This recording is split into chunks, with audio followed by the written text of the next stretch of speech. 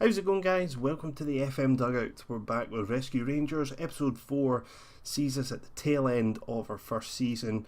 4 points adrift of Hearts with 4 games to go, and we play away to Hearts today, so a huge game. Also worth noting, if we win today, Aberdeen cannot finish higher than 4th, and we've guaranteed ourselves European football for next season. So yeah, it's a big episode today. Celtic have won the title, 18 points clear. Really now it's just going to be a case of trying to claw back and make it slightly, I was going to say more respectable, but to be honest, anything at all in double figures is not respectable. So it's damage limitation really. Right, what do we want to cover first? I think we'll go over transfers. There's been a bit of movement in that front. So Harry Forrester obviously was going to Leeds, 450k for him. We've got Josh Windass joining Ross County for 75k. A bit disappointed I couldn't get a little bit more out of it than that, because he's an okay player. I think maybe if he'd gone to England they might have met the asking price of 150k, but as it stands, 75k. Oh, it wasn't 150, it was 120. 75k to Ross County. It's money, and it saves us a bit of wages as well. Andy Halliday is joining Hearts for 250k. He's a good enough player, I think, for a certain level, and just on that technical front, I do not think he has what it takes to play in our midfield. I have had a slight change of heart and formation, which means actually we're only really playing 2 central midfielders most of the time, and that means Halliday would be up against Lewis Thompson and Jordan Rossiter. Now the formation that I've kind of gone to, and I'll show you briefly, is the one, if you've watched the British Steel Challenge, that I've actually had a lot of success with Sterling with, the 4-2-3-1 narrow. So I've opted to try this one out in the last few games to see how it went, and it's not too bad at all. But you can see the kind of players I'm playing: ball-winning midfielder, deep-lying playmaker. So this is where Halliday would be playing, and Jordan Rossiter is, our kind of main prospect, I think. So he's not going to get in ahead of him. Philip Billing isn't going to be here next year. We've got Lewis Thompson coming in. May as well actually have a look at the transfers coming in. So Lewis Thompson is coming in, and again, he's younger than Halliday. And I think his technicals are a little bit better, and he's got the potential to kind of grow a little bit more. So yeah, that's where we're going with it at the moment. Other signings, Jack Harper, I've agreed to bring him in. A bit of a punt with him, to be honest. Again, we've not got a lot of money, and unless the board turn around at the start of the season and say, hey, here you go, 5 million to spend, I'm afraid it's going to have to be kind of free transfers and cheaper kind of signings. So I'm going to take a chance with Jack Harper. He's still 21. I'm hoping that I might be able to get something out of him. He can play as an attacking midfielder as well, so the 4-2-3-1 narrow might actually be beneficial to him. We've also agreed to sign Jack Grimmer to give competition for Tavernier on the right, which probably means Lee Hodson will be leaving in the summer. You can see that Grimmer likes to play as a wing back, which is quite important to the way that I want to play with having attacking fullbacks, and certainly Tavernier's is fit in with that at the moment. So again, 23 years old, in the same kind of mould of a determined player, so why not? And then this last one, Dan Crowley, I came across just going through all the youth players at all this kind of the larger teams in England, and came across Crowley. And the scout reports certainly seem to think that he could be an absolute star. A little bit worried about a couple of the stats in terms of natural fitness being a little bit low, strength being a bit low. At 19, we've still got a chance to develop him, and I'm certainly going to look to bring in some, good youth coaches to see if we can actually progress these boys' career. Now, the one thing I will call out as well here is in my own profile. I made working with youngsters 14, so I'm kind of hoping that might help in terms of putting players through the first team rather than having them sort of go out on loan or sit in the reserves. So certainly trying to get players through the conveyor belt, if you like, and into the first team, and we might see them progress a little bit better.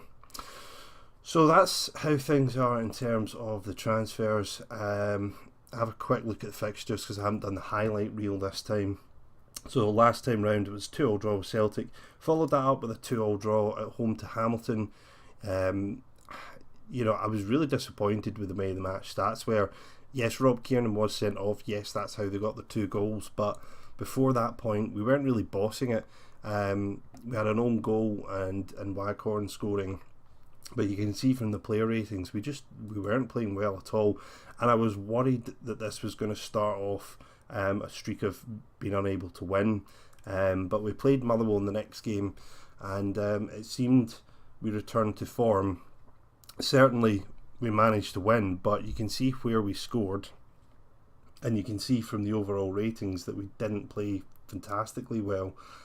Certainly Garner and Waghorn really, really struggling after that Celtic game. Then we had Kilmarnock away from home, a 3-1 win there. Garner scoring a penalty, Hardy missing a penalty, and then Holt and Hardy scoring later on. Jason Holt went off injured in that game as well. It was his comeback game. He scores and then gets injured. So it was a little bit disappointing. But again, you can see Martin Waghorn 6.5, Garner 6.7, even with the penalty. So I was really kind of concerned that things were just kind of slipping away in terms of their performances and their confidence and so on. And we went into the Aberdeen game, wasn't really expecting a lot, so I put Hardy in instead of Waghorn. He didn't do any better. Garner got 2 goals in this game, 2 assists for Tavernier, so you can tell what type of goal they were from Garner. And then Waghorn came off the bench to score. So big win, but again we didn't look like the best team on the day, and that prompted me to do a little change in terms of the tactics against Partick Thistle. So you can see, I showed you the formation earlier. We went to a 4-2-3-1 narrow, and it certainly benefited with Waghorn 8.8 scoring 2 goals. Not a great game from Thompson or Mackay or Burt, really. Nothing really to shout about. Midfield kind of struggling again. Defence did fairly well. We limited Thistle to hardly any shots, and we controlled the game, so I was a bit happier with that. And then we went into the Aberdeen game in the split, and we were 2-0 up, really, really comfortable. So the goal there at the end for Aberdeen kind of made it look slightly less convincing. Didn't have more possession this time, but we created a large number of chances. A couple of quick-fire goals about midway through the first half, enough to fire us to victory. But yeah, I mean, I don't know. There are 2 formations that I have, and what I had in mind was to play the 3-5-2 or 5-3-2 wing back away from home, and at home I was going to play the 4-2-3-1 narrow until we had players such that this became our kind of standard formation. But I think today against Hearts I kind of want that attacking edge, so this is probably the formation I'm going to go with. The one thing to call out is though that we've got 2 central defenders here now rather than 3, so we will have 4 central defenders next season. There'll be Wilson, Cooper, Sasso and Kiernan. So out of those we'll have to see who will get the first 2 places. Mason Holgate has got himself back into the team. He's been playing really well of late. It's a shame, maybe I wouldn't mind actually trying to sign him, but his contract's 2020, so that ain't going to happen because we're not going to have enough money to get him away from Everton. So Jason Holt isn't fit today. I probably would have quite liked to have had him in this 3 here, but he's not fit, so we'll go with this as it is. With this formation we choose to exploit the middle because we've got the 3 in the middle of the park. Again, looking for overlap because we've got the attacking fullbacks, whipped crosses, pass into space. There's the kind of key things to call out. So yeah, I think I'm going to go with that and see how it goes today. But it's really strange this, I'll feel like if I can get second that that's an achievement. Obviously looking at the bigger picture it's not, but given was it 23 points or something like that behind Celtic right at the start in January, so to have clawed back 5 points is decent, but it's not amazing. It's not like we've cut down the lead to 10, but then again, if you can't beat them it's not really going to do anything. Right, let's just have a quick look at the instructions today. That seems to be okay, and we'll go on to our team talk. Now, what do we want to say here? Favourites. Well, kind of worked. It's a bit of a gamble changing the formation, because it did seem like the 5-3-2 was working, but that Celtic game, I feel, just totally unsettled us. But yeah, we'll see how it goes. 4-2-3-1, as I said, had worked for me in my other series, so we'll try that and see whether or not we can. But certainly not a good start here. Stobbs gets away from Wallace, whips it in, headed away by Wilson only as far as Cowie. Fotheringham with the save. Not a good start at all. Corner to Hearts, 30 seconds in, and a decent shot at goal. Nope, not going to score from that one, boys, but it's a corner. Again, early pressure for Hearts here, and we're going to have to be careful not to concede, because if we do, that is going to be all our game plan out the window. Now, I did tell players, I'm sure I had somebody lurking outside the area there, but there was nobody marking there, so a little bit disappointed, but we're coming away with it now. Waghorn loses out to the advancing Ratela. Not so much to shout about for us at the moment. I mean, certainly in terms of the stats it seems okay, but we haven't had any chances to speak of. Will this be the first one? Fotheringham long looking for Burt up against two players. He's too slender to win that. Mackay now finds Burt. Back to Mackay. Tavernier is away in the right, but he hasn't been found yet. Burt with a nice back heel. Mackay back to Burt. Some intricate passing here. Waghorn with a right-footed shot, bottom corner. Nice goal that. Got to be happy. After that start, things looked like they might not be going our way today, but that was a really nice goal. Some nice passing between the three midfielders there. Bit fortunate there with a touch from Waghorn, but this just shows that this is a computer game, because Waghorn probably would have stopped in the ball and waited for an opportunity to shoot with his left foot, or to shoot with the outside of his left foot. He seems very reluctant or completely incapable of using his right foot. So at least this game shows that you can actually have a bit of common sense and just put in an easy chance with your right foot. Few players over 7, but in general most are under, so I think we've still got to look for a bit of improvement from them. Got to remember that this midfield trio here, Liam Burt is 18? Can I see their age from here? Yeah, I can. So 18, 20 and 22 is the age. So 20 is the average age there. So, and going behind we've got 20 and 20. So it's a very, very, very young midfield. So I can't expect too much from them. Let's see if we can get Waggy to be happy. No. And certainly I'm not looking to change that with Lewis Thompson coming in and Crowley as well, so it's about building things for the future really. I may look to get more experienced players in, and alone as Thompson hits the post. I don't know if that was a cross or a shot, but certainly a nervy moment for Hearts there at the start of the second half. Hearts have now changed the formation and they're pushing their wide men further forward, so it's either going to push Wallace and Tavernier back or give them more spaces. Mackay takes the shot and keeper pushes it off the post. That's twice off the post.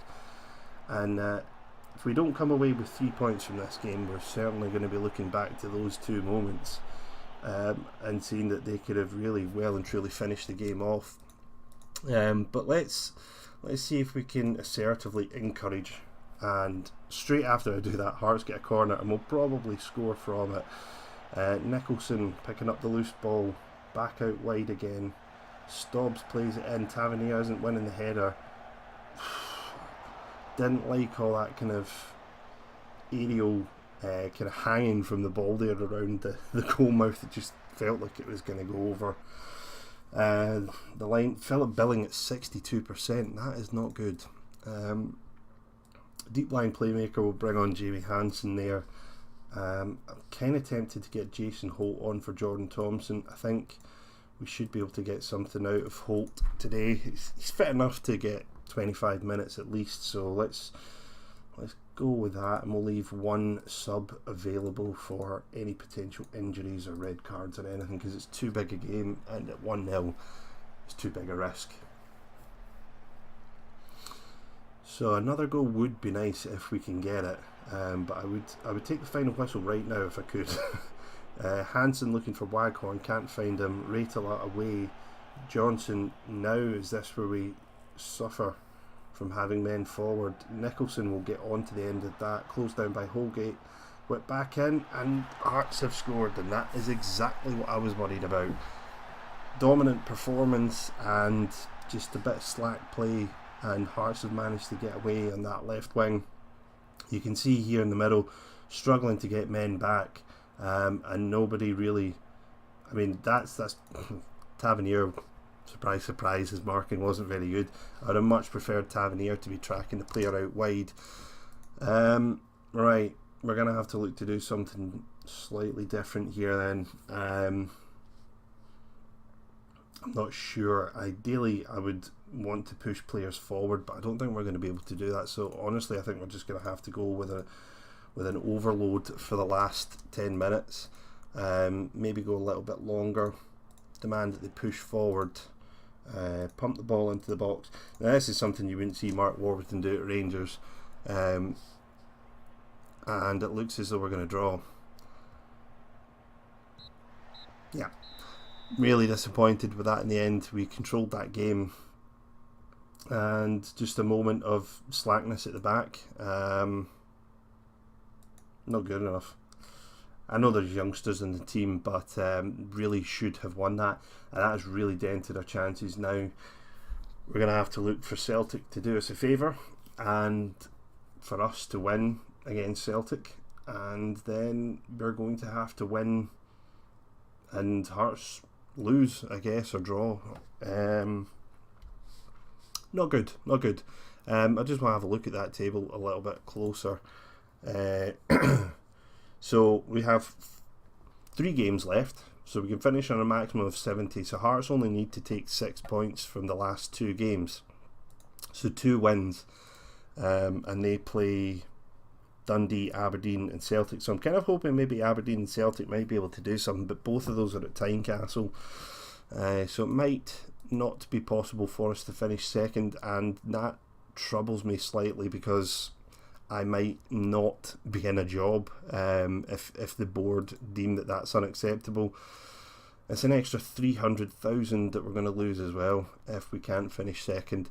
So we'll just have to see how it goes and do what we can, try and take maximum points. I probably will come back for the Celtic game, the penultimate game. Actually, probably I'll do the Dundee game as the climax to the season, assuming that we could still finish second, and I'll do a slower run through the game so the time passes a little slower and we can see how Hearts are doing on a kind of final day. Anyway guys, hope you have enjoyed this episode. Let me know what you think about the transfer movements. Maybe a little bit controversial, selling some of the guys that had a little potential and bringing in new players who have potential. Do you think that they're decent signings? Are they poor? Are they the best I can do with the limited resources we have? Let me know what you think, and until the next time guys, I'll see you when I see you.